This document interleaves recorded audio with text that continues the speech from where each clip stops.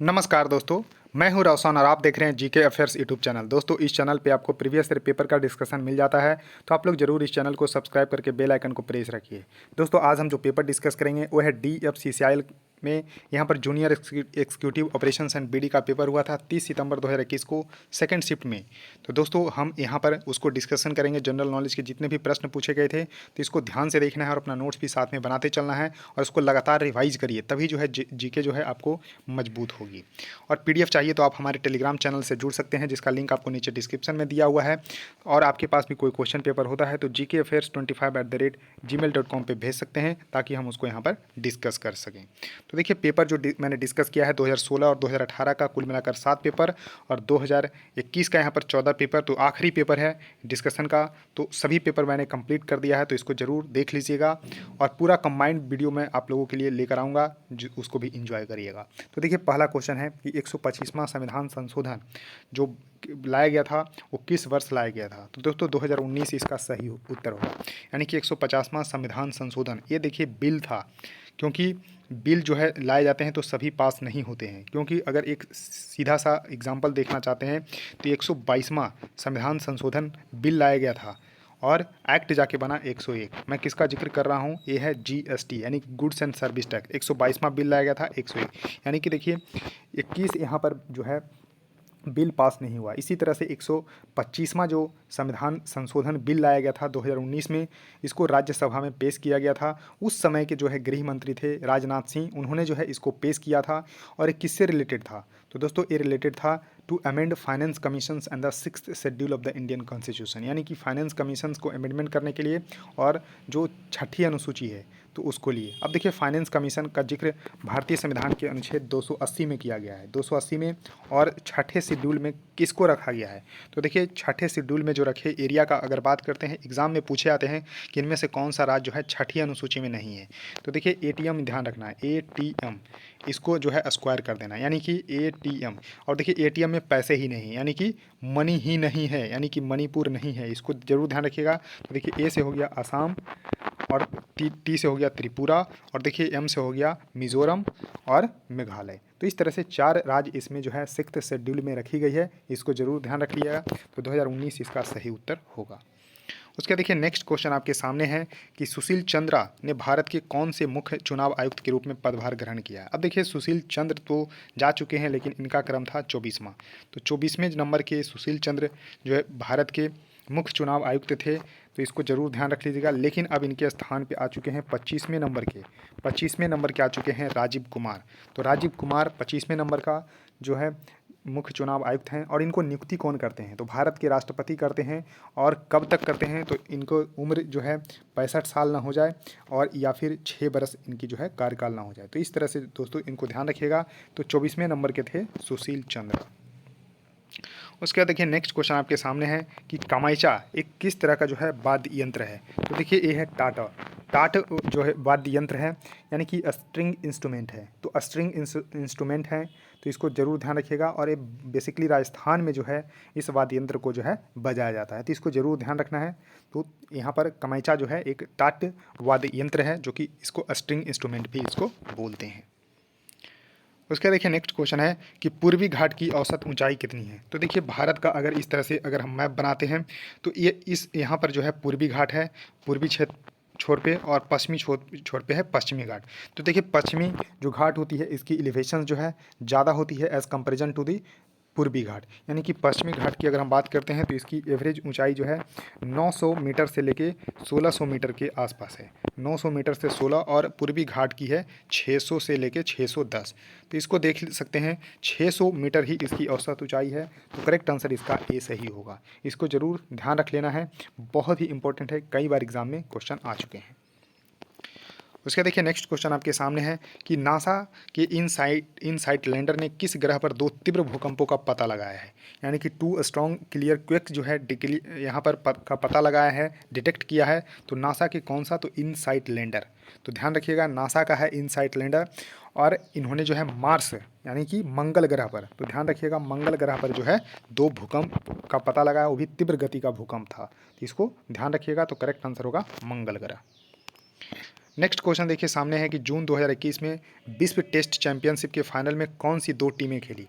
अब देखिए यहाँ पर 2021 का तो ख़त्म हो चुका है। यहाँ पर भारत और न्यूजीलैंड की टीम खेली थी फाइनल 2021 में, और यहाँ पर न्यूजीलैंड जो है विजयी हुआ था। यानी कि फर्स्ट वर्ल्ड टेस्ट चैंपियनशिप के फाइनल में भारत और न्यूजीलैंड की टीम थी, जहाँ पर न्यूजीलैंड जो है विजयी हुआ था। और जून 2023 में, यानी कि अभी हाल ही में जो है जून 2023 में खेली गई सेकेंड वर्ल्ड टेस्ट चैंपियनशिप का फाइनल, जिसमें भारत और ऑस्ट्रेलिया जो है यहाँ पर आमने सामने था, और ऑस्ट्रेलिया ने फिर से जो है भारत को यहाँ पर पटकनी दे दी। यानी कि भारत लगातार दूसरी बार जो है वर्ल्ड टेस्ट चैंपियनशिप के फाइनल हार गई। तो इसको जरूर ध्यान रख लेना है। तो 2023 वाला आपके लिए इंपॉर्टेंट हो जाता है, इसको जरूर ध्यान रखिएगा। अब देखिए नेक्स्ट क्वेश्चन है कि AR Rahman BAFTA breakthrough India के राजदूत बन गए हैं, वो किस क्षेत्र से संबंधित है। तो बाफ्टा जो है ब्रिटिश फिल्म जो है एकेडमी होती है, तो इसको ध्यान रखिएगा। तो ये संगीत से संबंधित है, तो यानी कि एक किसका है, तो ब्रिटिश का है। तो इसको ध्यान रखिएगा। तो ब्रिटिश का है बाफ्टा ब्रेक थ्रू इंडिया। इसके जो है ब्रांड एम्बेसडर बन गए हैं, तो इसको ध्यान रखना है। इंडिया के एम्बेसडर बन चुके हैं, तो ये म्यूजिक क्षेत्र से संबंधित रखते हैं। और AR रहमान की अगर हम बात करते हैं, तो इनको जो है 2010 में पद्म भूषण मिल चुका है। पद्म भूषण ध्यान रखना है, पद्म भूषण जो कि भारत का तीसरा सबसे बड़ा नागरिक सम्मान है। फर्स्ट पे भारत रत्न, दूसरे पे पद्म विभूषण, तीसरे पे पद्म भूषण, चौथे पे पद्म श्री। तो इनको 2010 में जो है पद्म भूषण जो है मिल चुका है। AR रहमान जी को ध्यान रखिएगा। नेक्स्ट क्वेश्चन आपके सामने है कि भारत के प्रथम मुख्य न्यायाधीश कौन थे। तो देखिए हीरा लाल जेकानिया इसका सही उत्तर होगा। ये जो है 1950 से लेके 1951 तक जो है भारत के मुख्य न्यायाधीश रहे थे, और ये पहली बार बने थे। यानी कि फर्स्ट न्यायाधीश थे, यानी कि मुख्य न्यायाधीश थे हीरालाल जेकानिया जरूर ध्यान रखना है।